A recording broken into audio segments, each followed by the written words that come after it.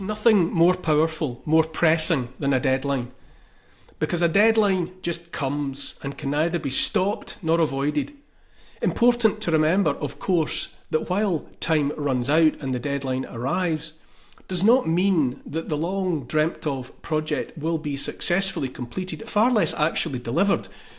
A deadline for delivery of a new world of serfs governed by a trillionaire parasite class of sadistic fantasists can, and I say will, come and go without success, in just the same way that opening night of a brand new restaurant offering nothing to eat but wildly overpriced ashes and dust washed down with other people's urine is looking certain failure in the face. To mix metaphors, the train will run out of track and hit the buffers. The faster it is driven, the bigger the bang. Those buffers are close for those driving the train. The deadline is upon the architects of the New World Order. And all of the frenzy, the false flags, the threat of Russian invasion, the end of the world on account of cars and gas boilers, the hysterical nonsense day and night by a pantomime cast of hopelessly bad actors that lost its audience long ago, all of the madness all around is on account of the clock running out and the big project facing certain disaster.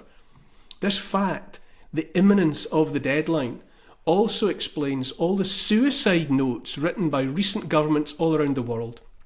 When did any of them, Tory or Labour here in Britain for instance, last even promise jam tomorrow?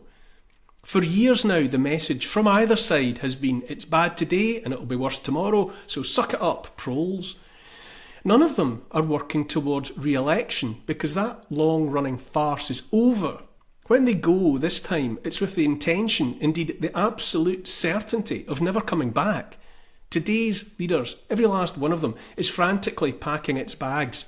That sound you hear is the engine revving in the getaway car parked on the street outside. This also explains the targeting all over Europe of political parties that attempt, however hopelessly, to challenge the willful destruction of civilization. If a so-called election might return someone with a beating heart and a conscience, then that election is cancelled or that candidate is jailed. The time of elections, of so-called democracy, is behind us. But I say that's nothing to lament, because so-called liberal democracy was always a lie. Good riddance to bad rubbish. The explanation for all the otherwise inexplicably destructive behaviour by the powerful is, as I say, because there's a deadline looming. For us in Britain, the imminence of a deadline was revealed in an obvious way with the thing they called COVID. Economy wrecked, lives ended or destroyed, no apologies and no consequences for the culprits. Remember as well, and this is also important, it started with the Tories and it continued under Labour. This has nothing to do with politics as we have known it. The faces are irrelevant, the politics are irrelevant, because there is one destination and one destination only. All that changes is the speed. Realistic energy that people can rely on and afford has been done away with. Ruinous net zero targets guarantee disaster across the board for human life. We know this. Every sentient human being on the planet knows this. The completion of the long, slow bleeding out of deindustrialization. Germany has more people employed making toys than building military hardware, and yet their Chancellor is promising war with Russia. Is deliberate policy, censorship of dissent, jail time for posts on social media, and understanding and leniency for child rapists and other monsters, no more trial by jury, because the days of the pesky people being able to have a say in the creation and application of laws they are supposed to live by is over. Britain's not a serious country. Britain is not a democracy, if ever was. The same's true everywhere. It's all because of that one immovable deadline, the one the psychos have had set for them by people we never see. And it's all about to blow up in their faces, possibly literally. The direction of travel for planet Earth has been set, and all the usual suspects, Tory and Labour, Republican and Democrat, whatever and whoever, they are all working towards the deadline. I do wonder, in all seriousness, just how many suicide notes a governing establishment can write. The COVID regulations were a suicide note for the economy. Net zero and Agenda 2030, that's a suicide note for millions of people around the world who will be left powerless, literally without power, for heating, for cooling, for fertiliser to grow food. In Britain and elsewhere, the legislation against farmers and farming, culminating in the inheritance tax that crucifies family farms, is a suicide note written on behalf of those left with nowhere to go, no more moves to make this side of the grave. British Prime Minister Keir Starmer sat in a committee room recently, and when informed by fellow Labour MPs that old farmers with terminal illnesses were seeking actively to die before a deadline next year because they saw it as their best and only option, his response was essentially that the ends justify the means. Is the Prime Minister aware that some farmers who have terminal diagnosis now are actively planning to expedite their own deaths so they hit before April? Is he aware of that?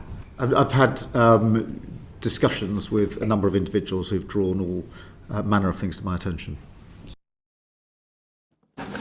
Joe Stalin used to say, there's no use being squeamish if the deaths of a few more millions will get you where you want to go. And then, of course, there's the promise of war with Russia. It should go without saying that a government that cannot stop hundreds of thousands of foreign fighting-age men arriving on its south coast in rubber dinghies cannot credibly pretend the ability to turn back the Russians or anybody else. Neither can that government, regardless of how many generals it puts in front of cameras, undo the terminal damage done to any notions of patriotism, far less willingness to serve.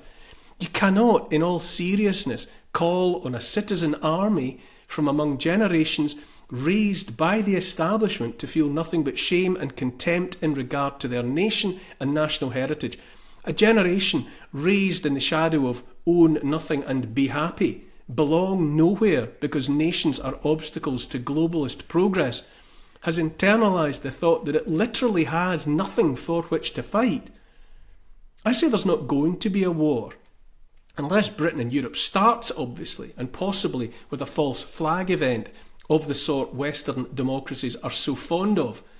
In the same way that Russia didn't start the war in Ukraine, that war having been provoked and then started, and if you don't know this already, for God's sake, wake up, by NATO, whose scheming saw the overthrow of an elected Ukrainian president disinclined towards Washington and his replacement with one ready to kneel towards the West. Cue years of brutal warfare against ethnic Russians in the east of the country and the final inevitability of Putin's intervention. Newland has recently, incidentally, been the rising star of what they call the National Endowment for Democracy. Talk about the inability to make it up. And remember, it's not just panto season. It most definitely is false flag season too. Look out, as we say, it's behind you. Anyone aping the old ways, like representing political parties promising change, is rearranging deck chairs aboard a Titanic that hit the iceberg miles back. The crucial thing about the suicide notes I mentioned, the ones littering the landscape now, is that the authors have absolutely no intention of dying themselves. Anything but. What we're dealing with is the kind of suicide note left on top of a pile of discarded clothes on a beach. No body will be found because the author has vanished into a new life elsewhere. The pain and devastation will be for those left behind, asking questions without answers. I say again, this is all, from the COVID scam onwards, about a deadline.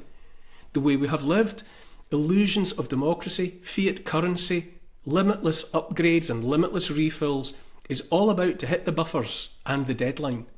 The frauds behind the suicide notes likely have no options. Everyone has a price, and if not a price, then a threat they cannot ignore. Threat to self, threat to partner, threat to kids. The Godfather is always able to make an offer that cannot be refused, not even by presidents. I say again, the deadline is upon us, And I say that's a good thing, something we need.